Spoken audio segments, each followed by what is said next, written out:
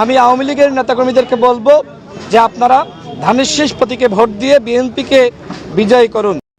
কেন, কি কারণে ভাই বলেন তো, কি কারণে নির্বাচনের আগ মুহূর্তে এসে আওয়ামী লীগের যারা সমর্থক আছে, আওয়ামী লীগের যারা যারা সাপোর্ট করে, ঠিক আছে, কেন ভাই বিএনপিকে ভোট দেবে বলেন তো, কি কারণে, কি কারণে ভোট দেবে আপনি একটু বলেন।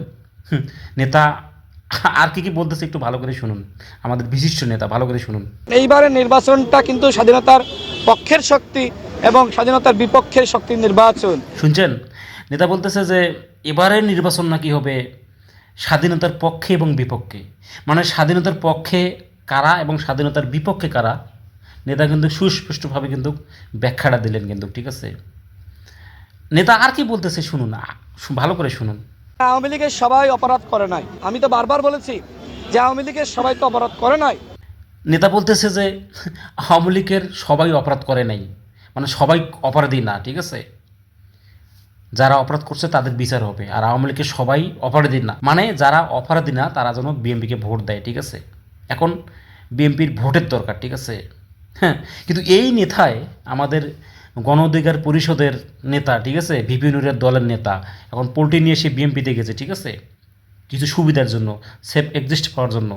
এখন এই নেতাই কিন্তু বলেছিল যে একটা একটা আওয়ামী লীগ ধর পিটাও, তখন কিন্তু কে অপরাধী বা কে অপরাধী না এই কথা মাথার মধ্যেই ছিল না, ঠিক আছে।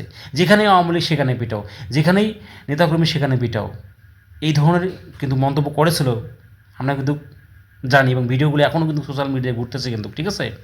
মানে তখন কিন্তু বেলে দিত না, ঠিক আছে ভাই। এখন নির্বাচনের আগ মুহূর্তে এসে তার ভোটের দরকার, মানে যারা অপরাধ করে নাই সেই সময় তো আমরা তো জানি না, আমরা তো জানি যে আওয়ামী লীগের অনেক নেতাকর্মী যারা সমর্থন করে, সাপোর্ট, তারা তো কোনো ধরনের অপরাধ করে নাই, অপরাধের সঙ্গে জড়িত ছিল না। আওয়ামী লীগের অনেক নেতাকর্মী আছে এবং অনেক সমর্থন আছে, ঠিক আছে, তারা কিন্তু কখনো অপরাধ করে নাই। কিন্তু এই নেতাই রাশেদ খান আমাদের জাতীয় নেতা, ঠিক আছে, ভিডিওতে সমাবেশে সব জায়গায় বলেছিল গণ অভ্যুত্থানের পর, ঠিক আছে, যে আওয়ামী লীগকে ধর, আওয়ামী লীগ বাড়ি, আওয়ামী লীগের সব কিছু জ্বালিয়ে পুড়ে সরকার করে দেয়, এই দেশে কোনো আওয়ামী লীগ থাকবে না।